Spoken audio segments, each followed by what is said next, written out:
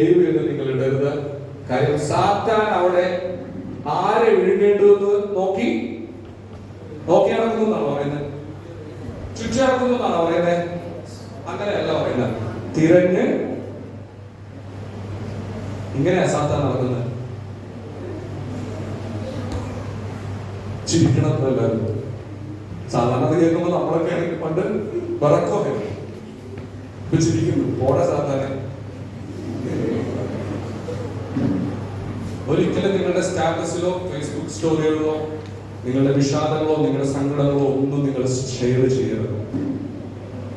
കാരണം അനുദിനവും സാത്താന്റെ ഏജന്റുമാർ പ്രത്യേകിച്ച് ദൈവമക്കളെ തുരത്തുവാനും തകർക്കുവാനും നോക്കിക്കൊണ്ടിരിക്കുകയാണ്. പിശാചിന്റെ തന്ത്രങ്ങളെ നിങ്ങൾ അറിവില്ലാത്തവരല്ലോ. ദയവ് ചെയ്ത് 8 മണി അല്ലെങ്കിൽ 7 മണി വൈകുന്നേരത്തിന് ശേഷം നിങ്ങൾ മൊബൈൽ യൂസ് ചെയ്യാതിരിക്കുക. അല്ലെങ്കിൽ വാട്സപ്പോ ചാറ്റിങ്ങോ ഒരു പുരുഷന്മാരോടും സ്ത്രീകളോടും പരസ്പരം രാത്രിയിൽ ചാറ്റ് ചെയ്യാതിരിക്കുക.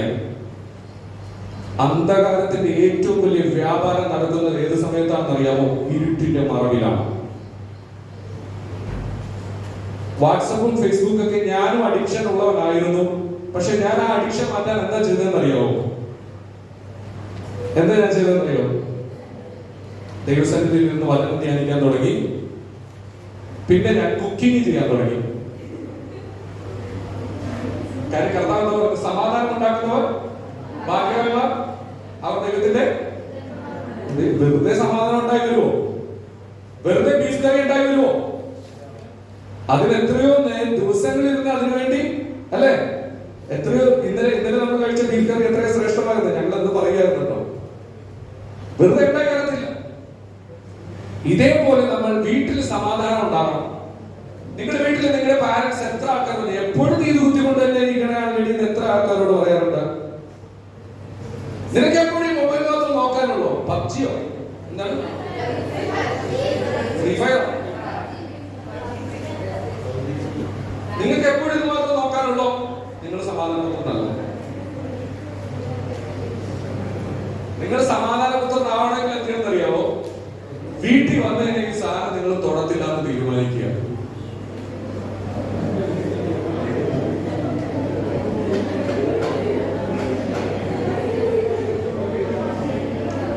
അല്ല പാസ്റ്ററെ, അല്ല ബ്രദറെ, വചനം വായിക്കാൻ വേണ്ടി നമ്മൾ തൊടാം. കാരണം നിങ്ങളുടെ വീട്ടില് നിങ്ങളുടെ അപ്പനും അമ്മയും നിങ്ങളോട് കൂടെ ഇരിക്കാൻ ആഗ്രഹിക്കുന്നു. ആരും അപ്പോഴും പറയണം അപ്പനും അമ്മയും മൊബൈലിൽ തന്നെ ഇരിക്കുള്ളൂ.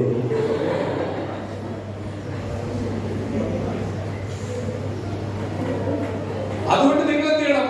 സമാധാനപുത്രി ആണ്. അപ്പൊ അമ്മേ കുറച്ച് ഞാൻ നിങ്ങളുടെ കൂടെ വന്നു. ഞാൻ അധികം നാളൊന്നുണ്ടാകുന്നത് ഞാൻ ചിലപ്പോ UK പോകാൻ പോവുകയാണ്. ഞാൻ ചിലപ്പോ USA പഠിക്കാൻ വേണ്ടി പോകാൻ പോവുകയാണ്. ഞാൻ എത്ര നാൾ നിങ്ങളുടെ കൂടെ ഉണ്ടാകും എന്നൊക്കെ പറഞ്ഞ് അവരെ ആ ഹാബിറ്റിൽ നിന്നും നിങ്ങളാണ് ചെയ്യാത്തത്. നിങ്ങളുടെ പാരന്റ്സിന്റെ മൊബൈൽ അഡിക്ഷനിൽ നിന്നും ദൈവത്തിന്റെ അഭിഷിക്തന്മാരായ ശിഷ്യന്മാർ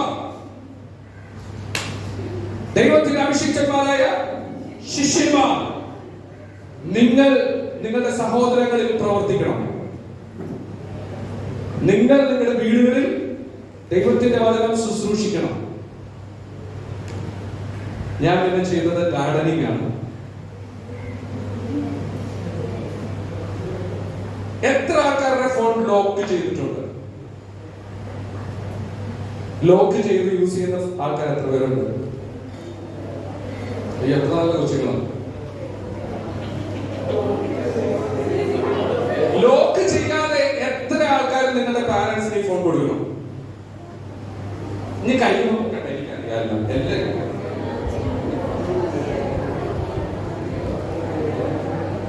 എന്റെ ഫോൺ അവിടെ ഇരിക്കുന്നുണ്ട്. എന്റെ ഫോൺ എന്റെ മക്കൾ യൂസ് ചെയ്യും, എന്റെ ഭാര്യ യൂസ് ചെയ്യും, എല്ലാവരും യൂസ് ചെയ്യും. കാര്യം എനിക്കൊന്നും അതിലെന്തില്ല, മറക്കാനില്ല. മറക്കല് വരരുത്. നമ്മുടെ ജീവിതത്തിൽ മറക്കല് വരരുത്. നമ്മുടെ മൂത്ത കാക്കന്മാർ പിതാക്കന്മാർ പാപം ചെയ്തപ്പോ അവർ ദൈവസന്നിധിയിൽ നിന്ന് എന്താ ചെയ്തത്?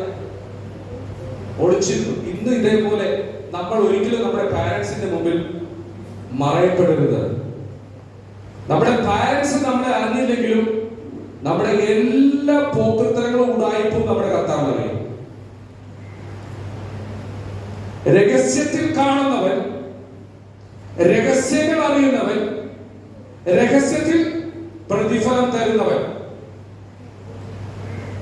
നിന്റെ മനസ്സിൽ എന്താണ് എന്നുള്ളത് ദൈവത്തിനെല്ലാം അറിയാം. എന്റെ വിഷയം ഞാൻ പെട്ടെന്ന് പോട്ടെ. അങ്ങനെ ദൈവം ഈ 4 പിള്ളേർക്ക് എന്തൊക്കെ കൊടുത്തത്? സകല വിദ്യയിലും ജ്ഞാനത്തിലും നിപുണതയിലും സാമർഥ്യം കൊടുത്തു. ഞാൻ ആദ്യമായിട്ട് ഞാൻ ഡിഗ്രി കഴിഞ്ഞപ്പോൾ നിങ്ങളൊക്കെ ഡിഗ്രി 24 വയസ്സുള്ള ഒരു വയലിൽ കൊടുത്തു. ആരാധന പേരെന്താ? ഇംഗ്ലീഷ് 24 വയസ്സിലെ ഞാൻ കല്യാണം കഴിച്ചത്.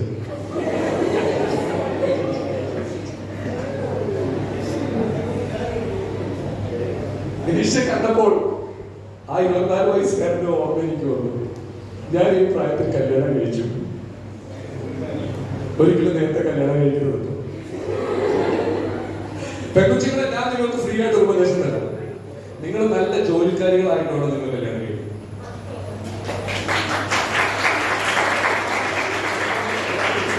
ആൺകുട്ടികളെ ഞാൻ നിങ്ങൾക്ക് നല്ലൊരു ഉപദേശം തരാം. നിങ്ങൾ സ്വന്തമായിട്ട് ഒരു വീടും മാറ്റത്തോടെ കല്യാണം കഴിക്കും.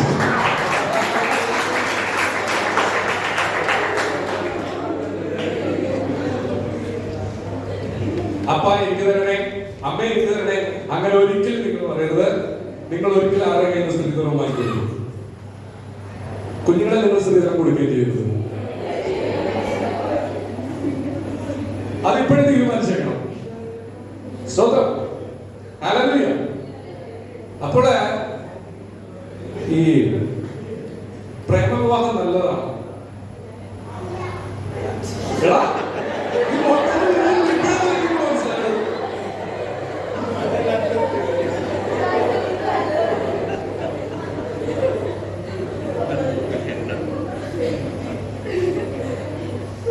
ഒരിക്കലും നിങ്ങൾ ആരെ പ്രേമിക്കരുത്.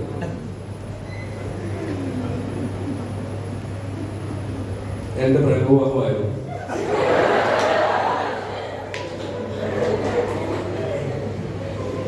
എന്റെ വൈഫ് അവിടെ ഉണ്ട്, എന്റെ മക്കൾ നിങ്ങളുടെ വീട്ടിലുണ്ട്.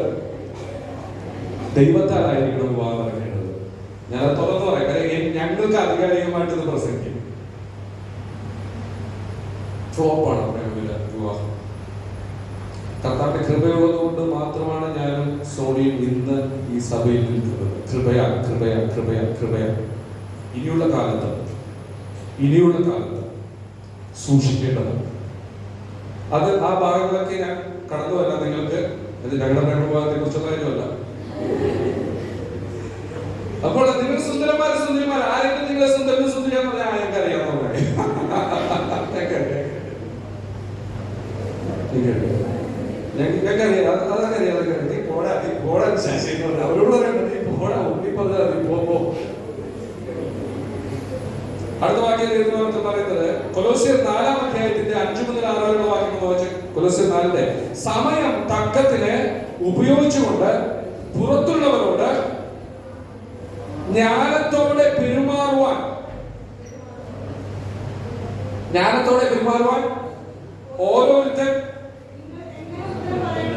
നിങ്ങൾ എങ്ങനെ ഉത്തരം പറയണമെന്ന് അറിയേണ്ടതിന് നിങ്ങളുടെ വാക്ക് എപ്പോഴും കൃപയോടുകൂടിയതും.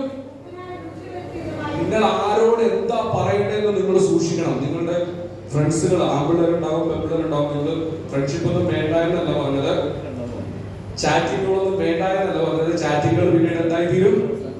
നിങ്ങളുടെ വിദ്യാർത്ഥികളൊക്കെ അങ്ങനെ അനുഭവിക്കുന്നത് കണ്ടിട്ടില്ലേ? ഒരു കാരണവശാലും നിങ്ങളുടെ പടങ്ങൾ, ചിത്രങ്ങൾ ഒരു കാരണവശാലും നിങ്ങൾ ആർക്കും കൈമാറരുത്. നല്ല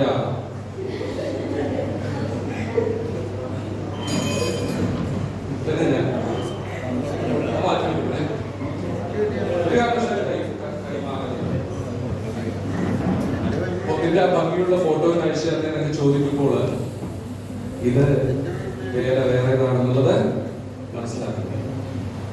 ശരീരത്തിന്റെ വിളക്ക് എന്താണ്? കണ്ണ് ചുവന്നെങ്കിൽ ശരീരം മുഴുവനും, ശരീരത്തിന്റെ കണ്ണ് അല്ല വിളക്ക് വിടക്കേണ്ടാണെങ്കിലോ, വിടക്കേണ്ട നിങ്ങൾ കണ്ടിട്ടുണ്ടോ? പ്രത്യേകിച്ച് ഈ കൊച്ചു കണ്ടിട്ടുണ്ടോ? വിടക്കേണ്ടത് കാണാറുണ്ടോ? എങ്ങനെയാ വിടക്കേണ്ടിയിരിക്കുന്നത്? വിടക്ക് കണ്ട് നമ്മൾ സൂക്ഷിക്കണം. നമ്മുടെ കൂട്ടുകാരുടെ ആണെങ്കിലും നമ്മുടെ കൂടെയുള്ളവരുടെ ആണെങ്കിലും നമ്മുടെ അപ്പനമ്മയുടെ ഒഴിച്ച് ബാക്കി ആരുടെയും കണ്ണുകൾ നമ്മൾ സൂക്ഷിക്കണം. നമ്മളുടെ പ്രൈവറ്റ് സ്ഥലങ്ങളിലേക്കാണ്, പ്രത്യേകിച്ച് സഹോദരിമാരെ നിങ്ങൾ ആമ്പിള്ളേർക്കും സൂക്ഷിക്കണോട്ടോ. അതായത് ഞാൻ ഒരു ദിവസം ഉണ്ടായ സംഭവം സഹോദരന്മാരെ കേൾക്കണോ? ഞാൻ സെന്റ് പോൾസ് കോളേജിൽ നിന്ന് കളമശ്ശേരി ജംഗ്ഷനിൽ നിന്ന് ഒരു ഗിഫ്റ്റ് അടിച്ചതാണ്. അപ്പോൾ ഒരു ട്രാവൽ ചെയ്യാണ്ട് കയറ്റിക്കൊണ്ടാണ് വഴിയാണ്. ഞാൻ പുറകെ ഇരിക്കുകയാണ്. അപ്പൊ എന്താ മോന്റെ പേര്? എന്റെ പേര് ഏണസ്റ്റ്. ഞാൻ പുറകെ മറ്റേ കയറ്റിക്കൊണ്ട വീട്ടിലാരൊക്കെയുണ്ട്? വീട്ടിൽ അപ്പനമ്മ അനിയൻ. ഇപ്പം അവസാനം കോളേജിൽ എത്തിക്കില്ല. അതുകൊണ്ട് ആൺപിള്ളേർ സൂക്ഷിക്കണം. വിടക്ക് കണ്ട് സൂക്ഷിക്കണം. നിങ്ങളുടെ കൂടെയുള്ള കൂട്ടുകാരന്മാരായിക്കോട്ടെ, ആരായിക്കോട്ടെ, വിടക്ക് കണ്ട് സൂക്ഷിക്കണം. സൂക്ഷിച്ചോളൂ. വിടക്ക് കണ്ട് നമ്മുടെ മൊബൈലുകളിലും ഉണ്ട്. നിങ്ങൾ അറിയാതെ പല സോഫ്റ്റ്വെയറുകളും കമ്പനി സെറ്റ് ചെയ്തിരിക്കുന്നത് നിങ്ങൾ ഓർക്കും വീഡിയോ ലോക്കാണെന്ന്. എന്നാൽ ആ സെർവറിൽ നിന്ന് അവർ എന്ത് വേണമെങ്കിലും നിങ്ങളുടെ എല്ലാ കാര്യങ്ങളും കാണാം. സാത്താൻ അവന്റെ ദുരാത്മാക്കളുടെ ഇരിക്കുന്ന വ്യക്തികൾക്ക് വിടക്ക് കണ്ട് എന്ന് പറയുമ്പോൾ എല്ലാം അതിൽ പെട്ടു. അടുത്ത ഭാഗം പറയുന്നത് ഇങ്ങനെയാണ്. എബ്രായർക്കെഴുതിയ ലേഖനം 11-ാം അധ്യായം അതിന്റെ 23-ാമത്തെ വാക്യത്തിൽ, വിശ്വാസത്താൽ മോശയുടെ ജനനത്തിൽ ശിശു സുന്ദരനെന്ന് മാതാപിതാക്കൾ കണ്ടു. നിങ്ങളുടെ മാതാപിതാക്കൾക്ക് നിങ്ങൾ സുന്ദരന്മാരാണ്, സുന്ദരിമാരാണ്.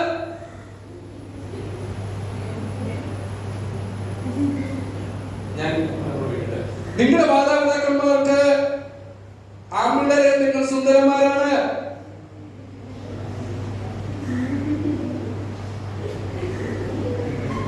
നിങ്ങളുടെ ദൈവത്തിന് നിങ്ങൾ സുന്ദരിമാരാണ്.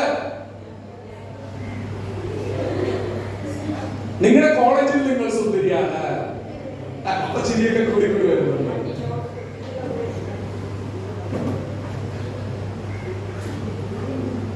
നിങ്ങളെല്ലാവരും, ഞാൻ നിങ്ങളുടെ ഫസ്റ്റ് ഡേ നിങ്ങളെല്ലാവരും സെൽഫ് ഇൻട്രൊഡക്ഷൻ ചെയ്തപ്പോൾ ഭയങ്കര സന്തോഷമായി. നിങ്ങളെല്ലാവരും നല്ല പഠിപ്പുള്ള പിള്ളേരാണ്. നന്നായിട്ട് നല്ല മാർക്കോടുകൂടി പാസ്സായ പിള്ളേരാണ് നിങ്ങളൊക്കെ. ഞങ്ങളുടെ സമയത്ത് എന്റെ SSLC പരീക്ഷയുടെ സമയത്ത് എനിക്ക് നല്ല മാർക്ക് ഉണ്ടായിരുന്നു. എനിക്ക് ജസ്റ്റ് പാസ് 210 എനിക്ക് 244 കിട്ടി. എനിക്ക് 244 മാർക്കുണ്ട്. ഞാൻ SSLC ജയിച്ചവനാണ്. അപ്പോൾ നിങ്ങളെ വെച്ച് നോക്കുമ്പോൾ, എന്നെ വെച്ച് നോക്കുമ്പോൾ നിങ്ങൾ എത്രയോ ബുദ്ധിമതികൾ അവിടെ ഇരിക്കുന്നത്. എത്രയോ സാമർഥ്യമുള്ളവരാണ്, എത്രയോ ശക്തന്മാരാണ് നിങ്ങൾ. എന്നാൽ നിങ്ങളുടെ സൗന്ദര്യത്തെ പ്രതി നിങ്ങൾ ഒരിക്കലും നിഗളിക്കരുത്. ആദ്യം നിഗളിച്ചത് എസ്കേലിന്റെ പുസ്തകം 28-ാം അധ്യായം അതിന്റെ 17-ാമത്തെ വാക്യം എന്ന് പറയുന്നത് എന്താ പറയുന്നത്? നിന്റെ സൗന്ദര്യ നിമിത്തം നിന്റെ ഹൃദയം ഗർവിച്ചു, നിന്റെ പ്രഭ നിമിത്തം നീ നിന്റെ ജ്ഞാനത്തെ വശമാക്കി. അതുകൊണ്ട് നിന്നെ ഞാൻ നിലത്ത് തള്ളിയിടും. നിങ്ങളുടെ പഠിപ്പ് കൊണ്ടോ, നിങ്ങളുടെ ഭംഗി കൊണ്ടോ, നിങ്ങളുടെ ശക്തി കൊണ്ടോ നിങ്ങളുടെ പാരന്റ്സിനെ ഒരിക്കലും നിങ്ങൾ വേദനിപ്പിക്കരുത്. ആ ഫോട്ടോയിലുണ്ടാവും. നിങ്ങൾ ഒരിക്കലും നിങ്ങൾ നിങ്ങളുടെ പാരൻസിനെ പരിഹസിക്കരുത്. ഇത് കണ്ടോ, ഇത് 15 നിലയുള്ള ഒരു കെട്ടിടമാണ്. അതിന് ചുമന്ന വരച്ചിരിക്കുന്ന ആ ഒരു ഇത് കണ്ടോ, ആ പടം കണ്ടോ? അതിന്റെ മേളിൽ നിന്ന് ഞാൻ താഴെ വീഴാൻ പോയി. ഞാൻ AC പിടിപ്പിച്ചതാണ്. AC പിടിപ്പിച്ച് രാത്രിക്ക് രാത്രി ഞാൻ ഇവരോടൊന്നും പറഞ്ഞിട്ടില്ല. AC ചെയ്തുകൊണ്ടിരിക്കുന്ന സമയം രാത്രിക്ക് രാത്രി ഒന്ന് സ്ലിപ്പായി. ഞാൻ ആരോടും പറഞ്ഞില്ല, ഇപ്പോഴേ ഞാൻ പറയുന്നത്. അങ്ങനെ ക്ലോസ് ചെയ്തു. അങ്ങനെയാണ് നിങ്ങളുടെ പാരൻസ് ഒക്കെ നിങ്ങളെ കഷ്ടപ്പെട്ട് വളർത്തുന്നത്. ഡ്രൈവർമാരുണ്ടാകും, കൽപ്പണി ചെയ്യുന്നവരുണ്ടാകും, മരപ്പണി ചെയ്യുന്നവരുണ്ടാകും, മീൻ പിടിക്കുന്നവരുണ്ടാകും. പിന്നെ പറഞ്ഞോ, നിങ്ങളുടെ പാരൻസിന്റെ ജോലി എന്ത് തന്നെയായിരുന്നാലും നിങ്ങൾ അതിൽ അഭിമാനിക്കണം ദൈവമക്കളെ. എന്റെ അപ്പൻ ഒരു കൽപ്പണിക്കാരനായിരുന്നു. അദ്ദേഹത്തിന് ഡെയിൽബേസിൽ ജോലി കിട്ടി. അതിനുശേഷം എന്റെ അപ്പന്റെ അപ്പൻ മരിച്ചോണ്ടാണ് കിട്ടിയത്. ഇന്നിപ്പോ മരപ്പണിക്കാരന്മാര് അപ്പന്മാരുണ്ടെങ്കിൽ അവർ പറയുന്നത് എങ്ങനെയാ? മക്കൾ പറയുന്നത് എന്റെ അപ്പന്റെ ഇന്റീരിയർ ഡിസൈനറാണ്, എന്റെ അപ്പൻ. കൽപ്പണിക്കാരുണ്ടെങ്കിൽ അപ്പൻ തന്നെ എന്റെ അപ്പൻ കോൺട്രാക്ടറാണ്. ഒരിക്കലും പറയാം. നമ്മുടെ കർത്താവ് യേശുക്രിസ്തുവിന്റെ പണി എന്തായിരുന്നു? മരപ്പണിയായിരുന്നു. ഞാനിത് നോക്കിയാണ് ഇപ്പൊ പത്രോസും യാക്കോബും യോഹന്നാനും കർത്താവും ചിന്തിക്കും, 4 പേരും ഇരിക്കുന്നു.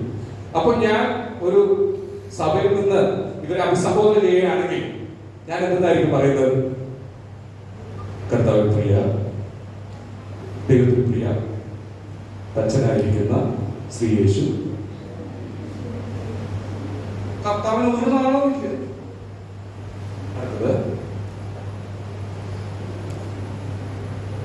എന്ത് തടാകമാണ്? ഗലീലിയ തടാകത്തില് മീൻ പിടിക്കുന്ന ശ്രീ യോഹന്നാൻ, ശ്രീ പത്രോസ്, ശ്രീ യാക്കോബ്. ദൈവത്തിന്റെ മുമ്പിൽ നമ്മുടെ മാതാപിതാക്കന്മാരെ ദൈവം നമുക്ക് തന്നിരിക്കുന്നത് അവരുടെ തൊഴില്, അവരുടെ കഷ്ടത എന്ത് തന്നെ ആയിരുന്നാലും നിങ്ങൾ മാതാപിതാക്കന്മാർക്ക് വേണ്ടി സ്തോത്രം ചെയ്യണം. ഞാൻ ഇടയ്ക്കൊക്കെ ഇവരെ എന്റെ മക്കളെയൊക്കെ ഞാൻ ജോലി ചെയ്യുന്ന സ്ഥലത്ത് കൊണ്ട് കാണിക്കും. എന്തിനാണെന്നറിയാമോ? വെറുതെ അല്ല.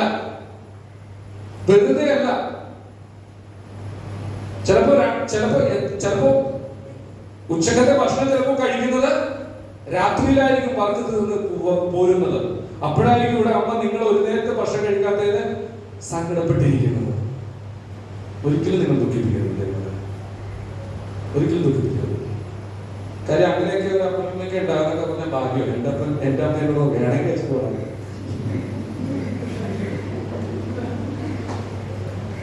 അങ്ങനെ ഒരു അമ്മയെ ദൈവം എനിക്ക് തന്നതിന് ഞാൻ ദൈവത്തിന് സ്തോത്രം ചെയ്യുന്നു. നിങ്ങൾക്ക് അങ്ങനെ നല്ല അമ്മമാരെയും അപ്പന്മാരെയും തന്നതിന് ഞാൻ ദൈവത്തിന് സ്തോത്രം ചെയ്യുന്നു. അങ്ങനെയാണെങ്കിൽ നിങ്ങൾ എത്രയോ സുന്ദരന്മാരും സുന്ദരിമാരുള്ള. അപ്പോൾ നിഗളിച്ചിട്ട് പിശാചിന് വന്നതുപോലെ പുതിയ ശിഷ്യന് വരുന്നത് എന്നാണ് ദൈവത്തിന് വചനം പറയുന്നത്. നമ്മളെല്ലാവരും പുതിയ ശിഷ്യന്മാരാണ്. നമ്മൾ അറിയാതെ തന്നെ നമ്മുടെ ഉള്ളിൽ നിഗളം വരും. അതുകൊണ്ട് ദൈവത്തിന് വചനം പറയുന്നത് എന്താണ്?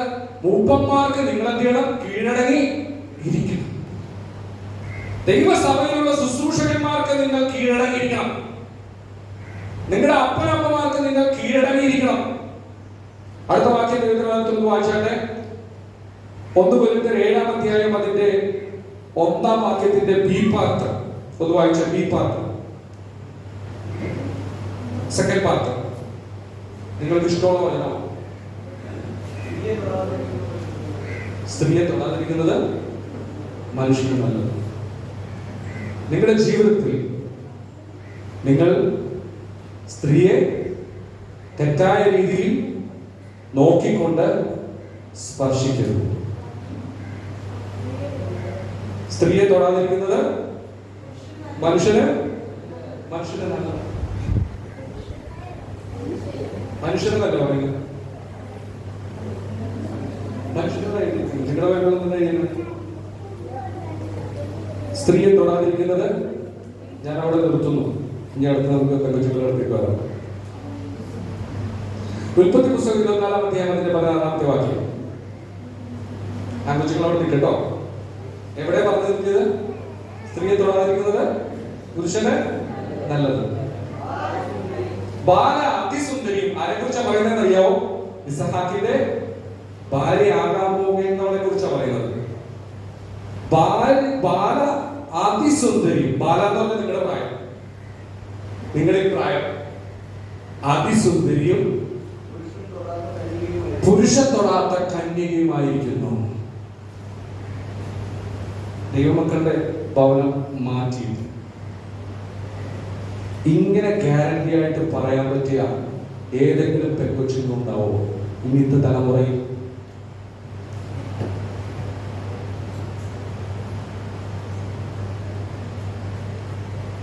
ഉണ്ടാവോ? സഹോദരന്മാരെ, കണ്ട ആൺപിള്ളേർ തൊട്ട പെണ്ണുങ്ങളെ നിങ്ങൾക്ക് ആവശ്യമാണോ? സഹോദരന്മാരെ, കണ്ട പെൺപിള്ളേർ തൊട്ട ആൺപിള്ളേർ നിങ്ങൾക്ക് ആവശ്യമാണോ? ആവശ്യമാണോ? ആവശ്യമാണോ? അതെന്താ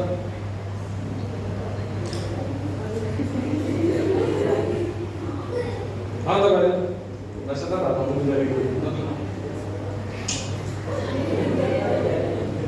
എന്താ എന്താ വെച്ചാൽ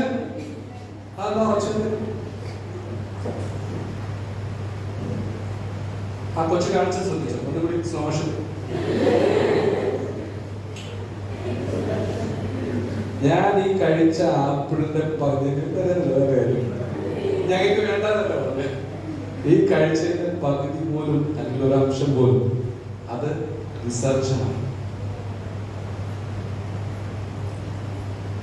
അടുത്ത എന്താ പറയുന്നത്? അവൾ അതിസുന്ദരിയും പുരുഷൻ കന്യകയുമായി. അടുത്ത നമുക്ക് വേറൊരാളുടെ വീട്ടിൽ പോവാം. അയാളുടെ പേരെന്താ? ലോത്ത്. 19-ാം അധ്യായം അതിന്റെ 7 മുതൽ 8 വരെ വാക്യങ്ങൾ വായിച്ചു. 19:7 അവിടെ ദൈവത്തിന്റെ ദൂതന്മാർ അബ്രഹാമിന്റെ വീട്ടിൽ നിന്ന് കടന്നു വന്നിട്ട് ലോത്തിന്റെ വീട്ടിൽ വന്നു. അവിടെയുള്ള എല്ലാ ആൾക്കാരും കൂടി വന്നിട്ട് ഈ ആണുങ്ങളെ, ഈ പുരുഷന്മാരെ ഞങ്ങൾക്ക് ഞങ്ങൾക്ക് ഒരുമിച്ച് ഭോഗിക്കാൻ വേണ്ടി, എന്ന് വെച്ചാൽ ആണും തമ്മിൽ അവലക്ഷണം കയറാൻ വേണ്ടി. ഇതേപോലത്തെ കാലഘട്ടമായിപ്പോ. പക്ഷെ അതിനേലും ഭയാനകമാണ് ഞാൻ അടുത്ത പറയാൻ പോകുന്നത്. പുറകിലുള്ളതൊന്ന് ശ്രദ്ധിക്കണേ കുഞ്ഞുങ്ങളെ, നിങ്ങൾ ശ്രദ്ധിക്കണം. നമ്മൾ ഒരു ലോത്തൊക്കെ ഒരു നിലവാരമില്ലാത്തതാണെന്ന് ചിന്തിക്കും. പക്ഷെ ലോത്തിന് ധൈര്യമായിട്ട് പറയാനും അതാ ലോത്ത് അവിടെ പറയുന്നത്. എന്താ അവിടെ പറയുന്നത്? നിങ്ങളൊരു ദോഷവും ചെയ്യരുത്,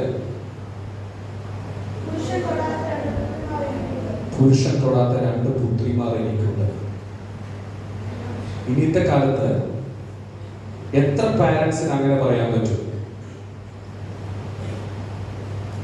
പുരുഷൻ തൊടാത്ത 2 പുത്രിമാരെ എനിക്കുണ്ട്. യേശു കർത്താവ് എന്താ പറഞ്ഞത്? ലൂക്കോസ് എഴുതിയ സുവിശേഷം 17-ാം അധ്യായം അതിന്റെ 28-ാമത്തെ വാക്യം എന്താണ് പറയുന്നത്? ലോത്തിന്റെ കാലത്ത് സംഭവിച്ചതുപോലെ മനുഷ്യപുത്രന്റെ സമയത്തും ഉണ്ടാകുമെന്ന് പറയുന്നത്. ലോത്തിന്റെ കാലത്ത് സംഭവിച്ചതുപോലെ മനുഷ്യപുത്രന്റെ കാലത്തും ഉണ്ടാകും. അതിന് മുമ്പുണ്ട് ആ വാക്യം. നോഹയുടെ കാലത്ത് സംഭവിച്ചതുപോലെ മനുഷ്യപുത്രന്റെ സമയത്തും എന്ന് പറഞ്ഞിട്ടാണ് അതിന്റെ 28-ാമത്തെ വാക്യത്തിൽ പറയുന്നത്. ലോത്തിന്റെ കാലത്ത് സംഭവിച്ചതുപോലെ തന്നെ അവർ തിന്നും കുടിച്ചും വാങ്ങിയും വിറ്റും നട്ടും പണിതു പോന്നു. എന്നാൽ ലോത്ത് സോദോം വിട്ട നാളിൽ ആകാശത്ത് തീങ്ങന്തവും പെയ്തു എല്ലാവരെയും മുടിച്ചു കളഞ്ഞു. ഈ തലേന്നത്തെ കാര്യമാണ് പറയുന്നത്. നമ്മൾ ആ വീട്ടിൽ പോയില്ലേ? ആ വീട്ടില് ലോത്തിന്റെ വീട്ടിലേക്ക് ചെന്ന് കണ്ടില്ലേ? ആ തലേന്നത്തെ കാര്യം യേശു പറയുന്നത് ആ നാളിൽ. എന്നാൽ ഇന്ന് അതിനേലും ഭയാനകമാണ്. ഇന്ന് ഓരോ ന്യൂസുകൾ കേൾക്കുന്നത്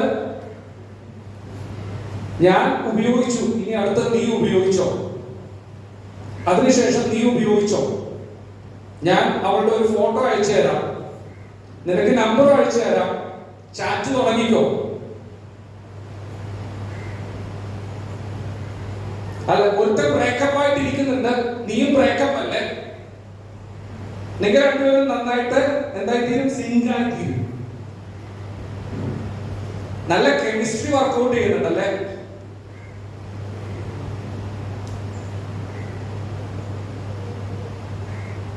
എങ്ങനെയുണ്ട്? ആ കാലഘട്ടത്തിനേലും ഭയാനകമായ ഇപ്പോഴത്തെ കാലഘട്ടം. ലോകത്തിന് പറയാൻ പറ്റുമായിരുന്നു, എന്റെ പെമ്മക്കള് രണ്ടെണ്ണം ആൺപിള്ളേര് തൊടാത്തതാണെന്ന്. എന്നാൽ ഇന്ന് എത്ര അപ്പനമ്മമാർക്ക് പറയാൻ പറ്റും, എന്റെ പെമ്മക്കള് ഞാൻ അതേപോലെ എന്റെ ദൈവത്തിന്റെ വചനപ്രകാരമാണ് ഞാൻ എന്റെ മക്കളെ വളർത്തുന്നത്. അവർക്ക് ഇഷ്ടമാകുന്നില്ല, അവർക്ക് ഇഷ്ടമാകുന്നില്ല. വാട്സപ്പിൽ ചാറ്റ് ചെയ്യല്ലേ, ഫേസ്ബുക്കിൽ കിടന്ന് അധികം കളിക്കല്ലേ എന്നൊക്കെ പറഞ്ഞിട്ടും അവർക്കത് ഇഷ്ടമാകുന്നില്ല. പക്ഷേ ഞാൻ അവർക്ക് വേണ്ടി പ്രാർത്ഥിക്കുന്നു. ഞാനും അവളും കൂടി ഒരുമിച്ചിരുന്ന് പ്രാർത്ഥിക്കുന്നു. കാരണം വിശ്വസ്തയോടെ അന്തസ്സോടുകൂടി ദൈവവചന പ്രകാരം വിവാഹം കഴിച്ച് അയക്കുക എന്നുള്ളതാണ് നിങ്ങളുടെ സഭയിലെ ദൈവദാസന്റെയും അതോടൊപ്പം തന്നെ ആ സഭയിലെ നിങ്ങളുടെ മാതാപിതാക്കന്മാരുടെയും ആ സഭയുടെ എല്ലാ വിശ്വാസികളുടെയും ആഗ്രഹം. പ്രേമവിവാഹം പരാജയമാണ്.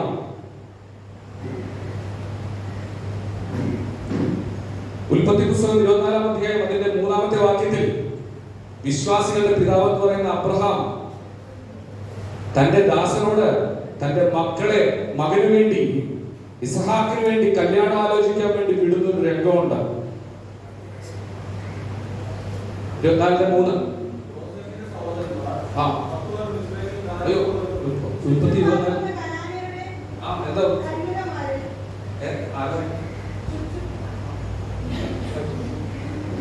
എന്താ ചുറ്റും പാർക്കുന്ന കനാന്യരുടെ കന്യകമാരിൽ നിന്ന് നീ എന്റെ മകന് ഭാര്യ എടുക്കാതെ എന്റെ ദേശത്തും എന്റെ ചാർച്ചക്കാരുടെ അടുക്കലും ചെന്ന് എന്റെ മകനായ ഇസ്ഹാക്കിന് ഭാര്യയെ എടുക്കുമെന്ന് സ്വർഗത്തിനും ഭൂമിക്കും ദൈവമായ യഹോവയുടെ നാമത്തിൽ ഞാൻ നിന്നെ കൊണ്ട് സത്യം ചെയ്യിക്കും. ഒരപ്പന്റെ ആഗ്രഹമാണ്, ഒരപ്പന്റെ ആഗ്രഹം. വിശ്വാസപ്രകാരം, വിശ്വാസപ്രകാരമുള്ള കാര്യമല്ല പറയുന്നതെങ്കിൽ പോലും കാനാന്യരുടെ അടുക്കൽ നിന്നും വിവാഹബന്ധം നടത്തരുതെന്ന് ആ അപ്പൻ ആഗ്രഹം ഉണ്ടായിരുന്നെങ്കിൽ, പഴയ നിയമഭക്തൻ അങ്ങനെയായിരുന്നെങ്കിൽ നിങ്ങളുടെ അപ്പന്റെ അമ്മയുടെ ആഗ്രഹം എന്തായാലും നിങ്ങൾക്ക് അറിയാവോ? സ്തോത്രം, ഹല്ലേലൂയ. ദൈവത്തിന് നന്ദിയോടെ സ്തോത്രം ചെയ്താട്ടെ. 1 പത്രോസിന്റെ ലേഖനം 3-ാം അധ്യായം 3 മുതൽ 4 വരെയുള്ള വാക്യങ്ങൾ വായിക്കാവോ? നിങ്ങളുടെ തലമുടി പിന്നുന്നതും പൊന്നണിയുന്നതും വസ്ത്രം ധരിക്കുന്നതും ഇങ്ങനെ പുറമേയുള്ളതല്ല, സൗമ്യതയും ശാന്തവുമായുള്ള മനസ്സ് എന്ന അക്ഷയഭൂഷണമായ ഹൃദയത്തിന്റെ ഗൂഢമനുഷ്യൻ തന്നെ ആയിരിക്കണം. നിങ്ങൾ എങ്ങനെയായിരിക്കണം എന്ന് പറയുന്നത്? പൊന്നണി ഉണ്ടായിരുന്നോ, അല്ലെങ്കിൽ വസ്ത്രം ധരിക്കുന്നത് എല്ലാവരും വസ്ത്രം ധരിച്ചതാണോ? വെള്ളവസ്ത്രം മാത്രം ധരിക്കുന്നതാണെങ്കിലും നിങ്ങളുടെ സഭയിൽ പഠിപ്പിക്കുന്നുണ്ടോ? സ്വന്തം ഉപേക്ഷിക്കുന്നതാണെങ്കിലും പഠിപ്പിക്കുന്നുണ്ടോ? ഇതൊക്കെ വേണം. ഇതൊക്കെ നിങ്ങളുടെ അപ്പന്മാരോ അമ്മമാരും നിങ്ങൾക്ക് കഷ്ടപ്പെട്ട് നിന്നത് വാങ്ങിച്ച്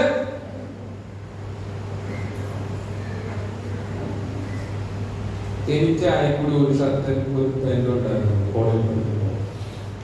എൻ്റെ അപ്പച്ചൻ എനിക്ക് കാലങ്ങൾക്ക് മുമ്പ് വാങ്ങിച്ചു. പിന്നെ ഞാൻ എൻ്റെ ചേട്ടന്മാരുടെ അടുത്ത് നിന്ന് ഇങ്ങനെ പോയി നിൽക്കുമ്പോൾ അവരെടുത്ത് പഴകിയ ഷർട്ടും എന്തൊക്കെ എനിക്ക് തന്നു. പല ദൈവദാസന്മാരുടെ അവസ്ഥ എനിക്ക് തന്നെ ആയിരുന്നു ഞാൻ വിശ്വസിക്കുന്നു.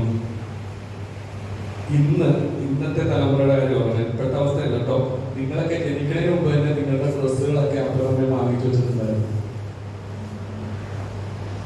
ഇന്നിപ്പോ എന്റെ കൂട്ടുകാർക്ക് ആ ഫാഷൻ ധരിച്ചാൽ വന്നേക്കണം. അത് കാരണം എനിക്ക് ആ ഫാഷൻ ഞാൻ സ്കൂളിൽ പോകത്തില്ല. എനിക്ക് കീറിയ ജീൻസ് വേണം. അതായത് ഞാൻ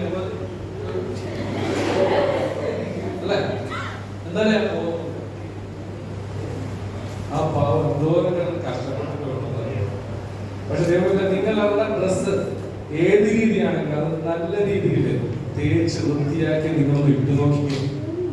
എന്നിട്ട് നിങ്ങളുടെ ആ സൗന്ദര്യം എങ്ങനെയാണെന്ന് അറിയാവോ? സൗന്ദര്യം എങ്ങനെയാ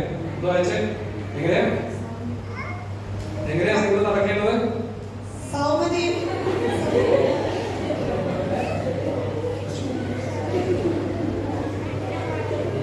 എങ്ങനെ നിങ്ങൾ നടക്കുന്നത്?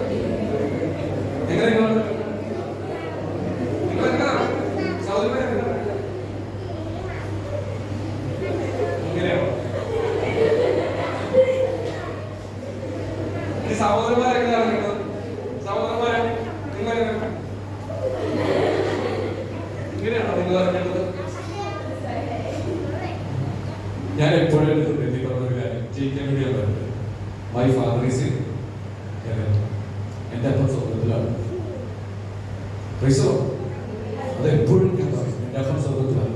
അപ്പൊ എന്നോട് സോണി എപ്പോഴും ചോദിക്കും, സോണി പറഞ്ഞ വൈഫാണ്, ചേട്ടൻ ഇങ്ങനെയുണ്ട്. നിങ്ങളുടെയൊക്കെ പ്രായത്തില് എന്റെ വീട്ടിലുള്ള പ്രശ്നങ്ങളുണ്ട്. ഞാൻ പറയട്ടെ, എന്റെ വീട്ടിലുള്ള പ്രശ്നങ്ങൾ കല്യാണത്തിലൊക്കെ ചെന്ന് കഴിഞ്ഞാൽ പക്ഷെ കുടിച്ചു കഴിഞ്ഞിട്ട് ആ കല്യാണം ഇത് മൊത്തം തകർക്കും. എന്നുവെച്ചാൽ കല്യാണ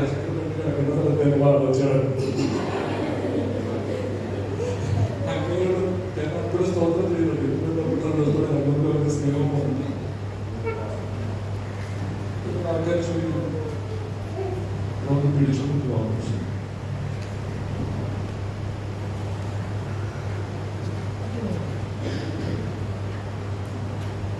ഉമ്മമാരെയൊക്കെ കാണുന്നുണ്ട്, ഭയങ്കര സന്തോഷം. ജോസ് ബ്രദർ ചക്രമാക്കൻ ബ്രദർ 75 വയസ്സായിരുന്നു. എൻ്റെ അപ്പനും 75 വയസ്സ്. എനിക്ക് നിങ്ങളെ കാണുന്ന എന്ത് സ്നേഹം അറിയുമോ? അങ്ങനെയുള്ള അപ്പൻ്റെ മകനായിട്ടാണ് ജനിച്ചത്. നിങ്ങൾക്ക് അങ്ങനത്തെ സാഹചര്യം ഉണ്ടായിട്ടില്ല. ഞാൻ തലകുറിച്ച് നടക്കുക, ഞാൻ ആരെങ്കിലും നിൽക്കത്തില്ല. ഞാൻ ആദ്യമേ പറഞ്ഞില്ലേ, രണ്ടുപേരും ഞാൻ വീണ്ടും രക്ഷിക്കപ്പെട്ടപ്പോൾ, ഞാൻ സ്നാനപ്പെട്ടപ്പോൾ, യേശുവിന്റെ രക്തത്താൽ ഞാൻ വീണ്ടും ജനനം പ്രാപിച്ചപ്പോൾ, ജഡത്തിലുള്ള അപ്പനല്ല എൻ്റെ അപ്പൻ, എനിക്ക് വേണ്ടി ക്രൂശിൽ മരിച്ച എന്റെ പാപങ്ങൾക്ക് വേണ്ടി, എന്റെ ശാപങ്ങൾക്ക് വേണ്ടി, എന്റെ രോഗങ്ങൾക്ക് വേണ്ടി എനിക്ക് പകരക്കാരനായി, അല്പം മുമ്പ് കേട്ടതുപോലെ പൂർണ്ണ നഗ്നനായി കാൽവരി ക്രൂശിൽ കിടന്നവനാണ് എൻ്റെ അപ്പൻ. അവനാണ് ഉയർത്തിയിരിക്കുന്നത്. അവന്റെ മകൻ നടക്കേണ്ടത് വാടി മുഖത്തോടെ അല്ല. ദുഷ്ടനായിട്ടുള്ള കായിനോട് ദൈവം ചോദിച്ചു, നിന്റെ മുഖം വാടിയിരിക്കുന്നതെന്ന്. ദുഷ്ടനായവന്റെ മുഖം നോക്കി പോലും കർത്താവ് ചോദിച്ചേക്കും. അവന്റെ രക്തത്താൽ വീണ്ടെടുക്കപ്പെട്ട ദൈവത്തിന്റെ മക്കളുടെ മുഖം വാടുവാൻ കർത്താവ് ആഗ്രഹിക്കുന്നു. നീ നടക്കുമ്പോൾ അന്തസ്സോടുകൂടി നടക്കും. നട്ടല് നിവൃത്തിയാകുമ്പോൾ നടക്കും. കാരണം നിങ്ങളുടെ ഫാദർ സ്വർഗ്ഗത്തിലാണ്. My father is in heaven. എപ്പോഴും നിങ്ങൾ പറയണം. ഞാൻ പറഞ്ഞ ജയിക്കാനുള്ള കാര്യങ്ങളെ കുറിച്ച് ഞാൻ പറയുന്നത്. നിങ്ങളുടെ അപ്പനും അമ്മയും നിങ്ങളുടെ ഏതെല്ലാം രീതി, കൊലോസ്യർ ലേഖനം 3-ാമത്തെ വാക്യം, കൊലോസ്യർ 3:20. കൊലോസ്യർ 3:20. മക്കളെ നിങ്ങളുടെ അമ്മയപ്പന്മാരെ സകലത്തിലും അനുസരിച്ച്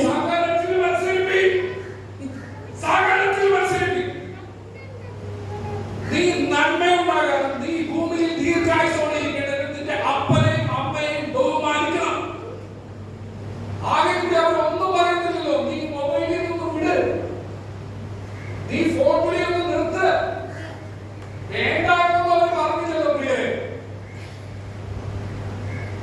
അവർക്കറിയാം വരാൻ പോകുന്ന നാശം എന്താണെന്നുള്ളത്.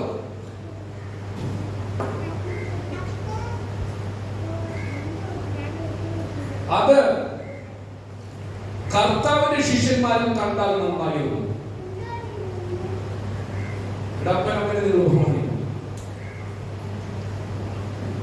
അപ്പൻ എന്റെ അമ്മ എന്നോട് പറയുമായിരുന്നു, ഒരു കൂട്ടുകാരനോട് കൂടരുത് എന്ന് പറയും. ഞാൻ അപ്പൊ പറയുന്നു, നിങ്ങൾക്ക് എന്ത് ബോധമുണ്ട്, വിവരമില്ലല്ലോ എന്നൊക്കെ ഞാൻ കർത്താവിനെ അറിയുന്നതിന് ഇങ്ങനെ ശമിക്കുമായിരുന്നു എന്റെ അപ്പൻ അമ്മ. പക്ഷെ അവനാണ് ഏറ്റവും പോക്കിരിയായിട്ട് പറയുന്നത്. പക്ഷെ അവർക്കറിയാം നമ്മളെക്കാൾ കൂടുതൽ ജീവിതവും പ്രത്യേകിച്ച് ദൈവത്തിന് വല്ലതും അറിയാവുന്ന നമ്മുടെ മാതാപിതാക്കളാണ്. ദൈവത്തിന് സ്തോത്രം. ഫിലിപ്പിയർക്കെതിരെ 2-ാം അധ്യായം 3 മുതൽ 5 വരെയുള്ള വാക്യങ്ങൾ ഇത് എന്ത് ചെയ്യണമെന്ന് കാരണം ശാഠ്യത്താലോ ദുരഭിമാനത്താലോ ഒന്നും ചെയ്യാതെ താഴ്മയോടെ ഓരോരുത്തർ മറ്റുള്ളവരെ തന്നേക്കാൾ ശ്രേഷ്ഠത എണ്ണിക്കൊള്ളട്ടെ. ഓരോരുത്തർ സ്വന്തം ഗുണമല്ല, മറ്റുള്ളവരുടെ ഗുണം കൂടെ നോക്കണം. ക്രിസ്തുയേശുവിന്റെ ഭാവം തന്നെ നിങ്ങളിലും ഉണ്ടായിരിക്കണം. ക്രിസ്തുയേശുവിന്റെ ഭാവമായിരിക്കണം നിങ്ങൾക്കുണ്ടായിരിക്കണം. ഉണ്ടാകേണ്ടത്. യാക്കോബിന്റെ ലേഖനം 3-ാം വാക്യത്തിൽ നിങ്ങളിൽ ജ്ഞാനിയും വിവേകിയുമായവനാണ്, അവൻ ജ്ഞാനലക്ഷണമായ സൗമ്യഭാവത്തിൽ നല്ല നടപ്പിൽ തന്റെ പ്രവൃത്തികളെ കാണിക്കട്ടെ.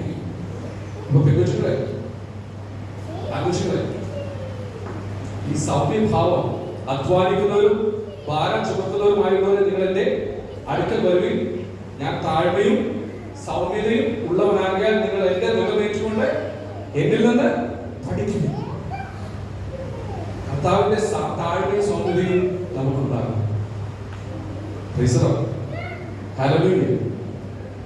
സൗകര്യമാരെ ഒരാപ്പിളരെയും തൊടാൻ നിങ്ങളുടെ ശരീരത്തിൽ ലഭിച്ചു കൊടുക്കും. കുഞ്ഞുങ്ങളെ, ആൺപിള്ളേരെ, ഒരു പെൺപിള്ളേരെ തൊടാൻ നിങ്ങൾ പോകരുത്.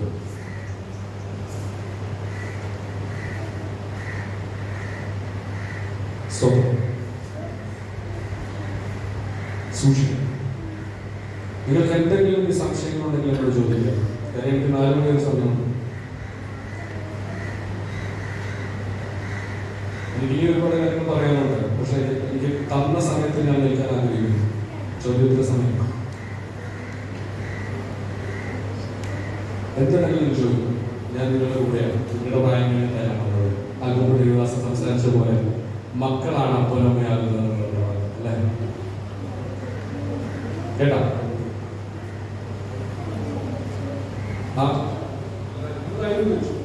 എങ്ങനെ നിങ്ങൾ രക്ഷപ്പെടുന്നു?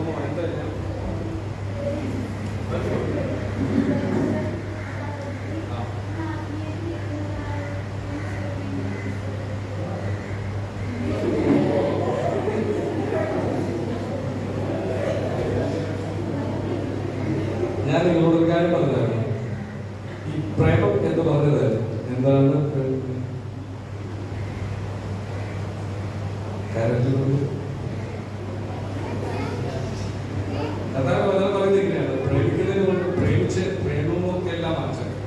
ഭാര്യ ഭർത്താവായിട്ട് ജീവിക്കുമ്പോൾ എപ്പോഴും ഈ ഭാര്യ എപ്പോഴും ഭർത്താവിനെ പ്രസാദിപ്പിക്കാൻ എപ്പോഴും നോക്കുന്നുള്ളൂ. ഭർത്താവ് എപ്പോഴും ഭാര്യയെ പ്രസാദിപ്പിക്കാനത്രേ നോക്കുന്നത്. ഇതേപോലെ പ്രേമിച്ചിരിക്കുന്ന സമയത്ത് നമ്മൾ ഓർക്കും, ഇയാളെ എപ്പോഴും ഓർത്തുകൊണ്ടിരിക്കുകയാണ്. നമുക്ക് എപ്പോഴും ഇയാളെ കുറിച്ച് ഇങ്ങനെ ചിന്ത വരും. കാര്യം ഞാൻ ആദ്യമേ പറഞ്ഞു, ഹവ്വായെ ഉപായത്തിലാണ് ദൈവം ചതിച്ചത്. അപ്പൊ അങ്ങനെ ഉപായത്തിലൂടെ നമ്മുടെ ഞാൻ നിങ്ങളോട് ആദ്യമേ പറഞ്ഞു, നിങ്ങൾ നല്ല ജോലിക്കാരി ആകണം, നിങ്ങൾ നന്നായിട്ട് പഠിക്കുന്നവരാകണം, നിങ്ങൾ നല്ല രീതിയിൽ ജോലിക്കാരികളായിട്ട് വേണം നിങ്ങൾ എന്ത് ചെയ്യേണ്ടത്. അതിന് മുന്നേ നിങ്ങൾക്ക് ആരെങ്കിലും വിവാഹം കഴിക്കാൻ ആഗ്രഹമുണ്ടെങ്കിൽ നിങ്ങളുടെ അപ്പനമ്മയോട് നേരത്തെ തന്നെ പറയുക, എനിക്ക് വിവാഹം കഴിക്കണം. അതിന് നിങ്ങൾ പ്രാർത്ഥിക്കും, ദൈവമേ. ഞാൻ അതിന്റെ തെളിവായിട്ട് പറഞ്ഞു. 24:3 അബ്രഹാം ദൈവസന്നിധിയിൽ പ്രാർത്ഥിച്ചു. എന്നിട്ട് തന്റെ ദാസനോട് പറഞ്ഞിറക്കുകയാണ്, എന്റെ മകന് ഒരു ആൺകുട്ടിയെ വേണം, അല്ല എന്റെ മകന് ഒരു പെൺകുട്ടിയെ വേണമെന്ന് പ്രാർത്ഥിക്കുകയാണ്. ഇതേപോലെ നിങ്ങൾ പ്രാർത്ഥിക്കുന്ന ഈ ദിവസങ്ങളിൽ ഇനി അടുത്ത ചോദ്യം ചോദിച്ചിങ്ങനെയാണ്, ആത്മീയതയിൽ തന്നെയുള്ളത് ശരിയാണോ എന്നുള്ളത്. നമുക്ക് പ്രേമിക്കാൻ പറ്റിയ ഏറ്റവും നല്ലതാണെന്ന് പറഞ്ഞിട്ടെ. ഇതെനിക്ക് അറിയാവുന്നതാണ്. പക്ഷേ ഞാൻ നിന്നെ പ്രേമിച്ചു.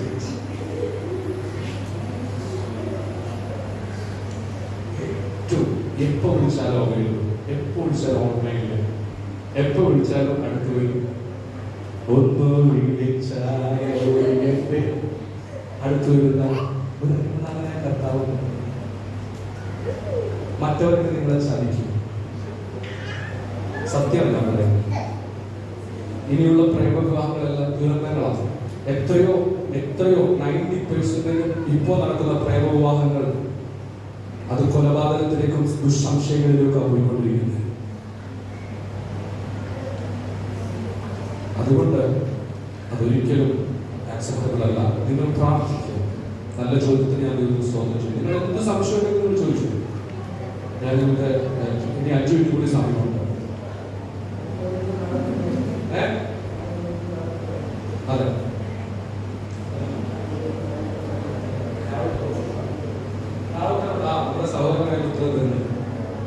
തുടക്കമായി കേട്ടത്. എൻ്റെ അടുത്ത് എന്താണ് എഴുതുന്നത് എനിക്ക് ചോദിക്കും. ഇനി മുതൽ നിങ്ങളുടെ വാട്സപ്പും ഫേസ്ബുക്കും ഒക്കെ ഒരു കാര്യം ശ്രദ്ധിക്കാം. എൻ്റെ അടുത്ത് ഒരു ഇബ്രുവിൻ്റെ ഒരു പയ്യൻ വന്നു. ഞാനൊരു സ്ഥാപനം നടത്തിയ 4 ബ്രാൻഡുകളുടെ ഡീലറായ ടെലിവിഷൻ ഡീലറാണ്. അതിൽ അവർ വളരെ ശാന്തനായി ഏറ്റവും വലിയ അപ്പം ഞാൻ അവനെ കുറിച്ച് ഇങ്ങനെ അവനിങ്ങനെ പറഞ്ഞപ്പോൾ പതുക്കെ അവൻ്റെ പേര് വെച്ചപ്പോൾ തന്നെ ഞാൻ അവൻ പതുക്കെ ഫേസ്ബുക്കിൽ എടുത്തിട്ട് ഞാൻ അവൻ്റെ പേരൊക്കെ ടൈപ്പ് ചെയ്തു. ടൈപ്പ് ചെയ്തപ്പോൾ എന്താണ് ഇവരെ എൻ്റെ മുമ്പിൽ ഇങ്ങനെ ഭയങ്കര ഭയഭക്തിയോടുകൂടെ ഇരിക്കുന്നത്. മറ്റേ സ്കോച്ചൊക്കെ പിടിച്ച് ഇങ്ങനെ ചില്ലായിട്ട് കാണിക്കണം. എല്ലാ വിധത്തിലുള്ള പോക്കറ്റുകളും ഉണ്ടായപ്പോൾ അവൻ്റെ ആ ഫേസ്ബുക്കിൽ അപ്പോൾ തന്നെ ഇവരറിയുന്നില്ല ഇവനെ കുറിച്ച്. അപ്പൊ ഞാൻ ചോദിച്ചു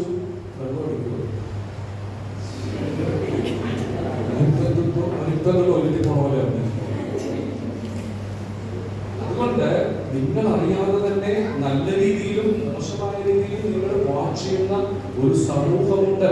അതിനേക്കാളുപരി ദൈവദൂതന്മാരും സ്വർഗവും അതോടൊപ്പം തന്നെ ദൈവത്തിന്റെ ആത്മാവും ദൈവസഭയിലെ ശുശ്രൂഷകന്മാരും നിങ്ങൾക്ക് വേണ്ടി ഇതിൽ നിന്ന് പ്രാർത്ഥിക്കുന്ന ഒരു ഘടകമുണ്ട്.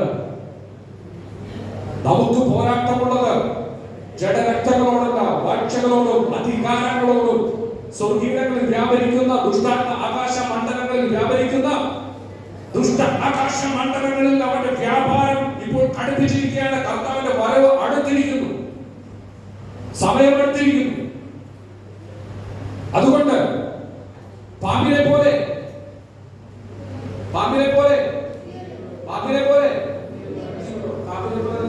അവനിങ്ങനെ അവിടെ കിടക്കുന്ന ചെറിയൊരു മണ്ണിൽ മതി അലോട്ടാണ്.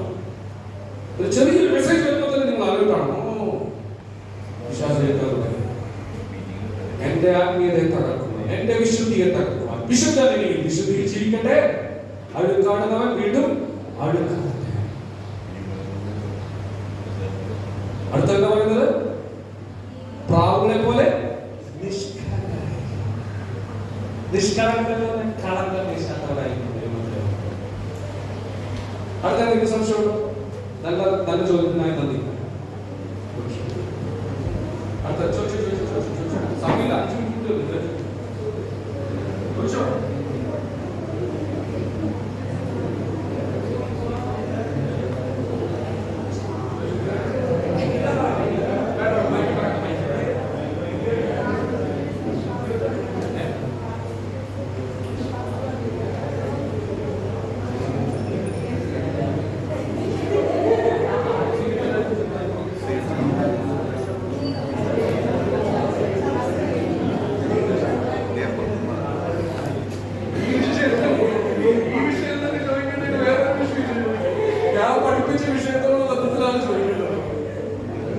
ചോദ്യം എന്തായാലും പറയാം. അതിന് പറയാൻ പറ്റിയ നല്ല അറിവുള്ള ആൾക്കാർ ഇവിടെ ഉണ്ട്. ഇനി ഞാൻ ചോദ്യം ഞാൻ പറയാം.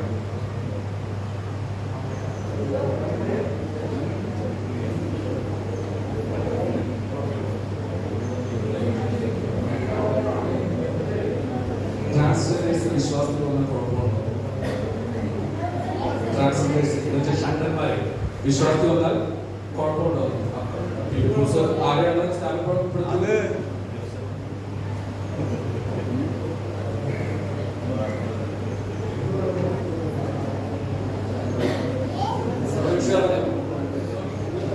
അടുത്ത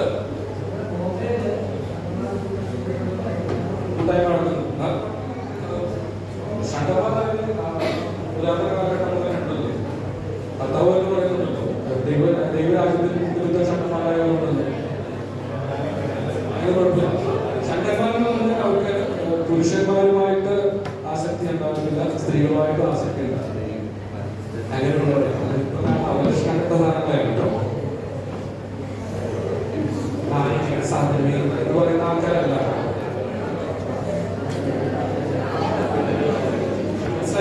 അങ്ങനത്തെ അത് അവലക്ഷണം കിട്ടുന്നു. അതല്ല, അത് ദൈവത്തിന്റെ ശാപമാണ്.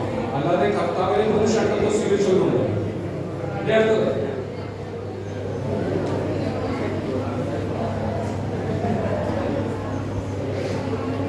രണ്ടു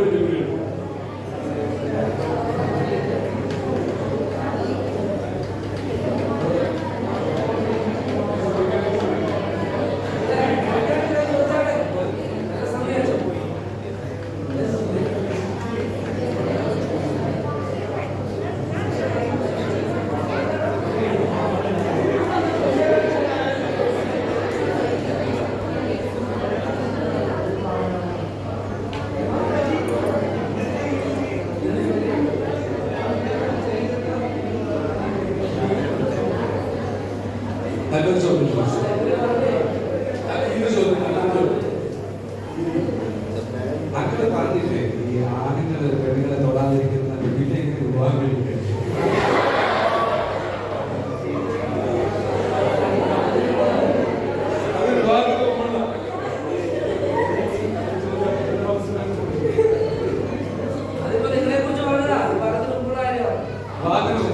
നിങ്ങൾ ഒരിക്കലും ഒരു പുരുഷനെ തൊടാൻ എന്ത് പാറ്റച്ചിനെ കുറിച്ചൊക്കെ നിങ്ങൾ പഠിച്ചിട്ടില്ലേ? അതുപോലെ പാറ്റ് നോട്ടവും നിങ്ങൾ ശ്രദ്ധിക്കണം. മോശമായിട്ടുള്ള നോട്ടം ബസ്സിൽ കയറുമ്പോൾ